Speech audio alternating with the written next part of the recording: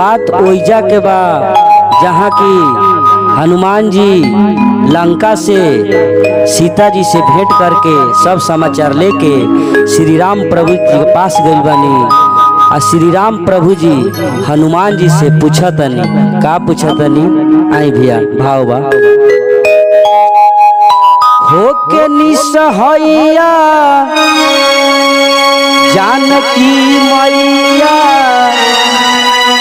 अशोक के पेड़ के छाइया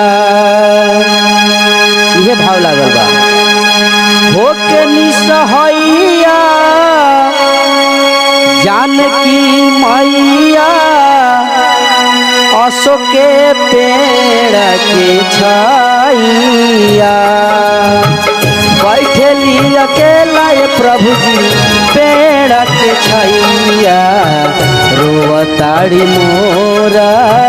माइया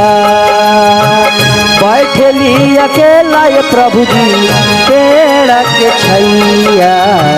रोवताड़ी मोरा माइया।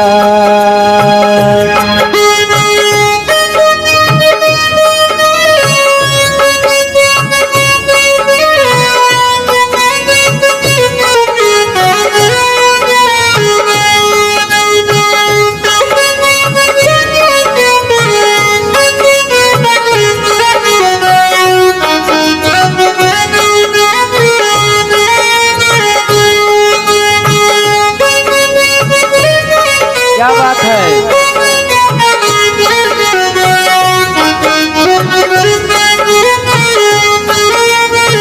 हनुमान जी कहतनी श्री राम जी से का कहतनी प्रभु जी मैया के दुख होता गहरा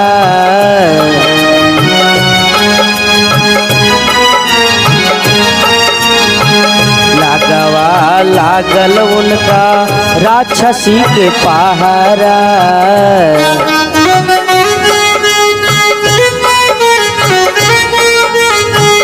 प्रभु जी मैया के दुख होता गहरा लगवा लागल उनका राक्षसी के पहरा बोली डेरवावेली माई के सतावेली बोली डेरवावेली माई के सतावेली असुर निचाचर निर्दयिया बैठी अकेला प्रभु जी पेड़ के छाइया रोवताड़ी मोरा माइया बैठली अकेला प्रभु जी पेड़ के छाइया रोवताड़ी मोरा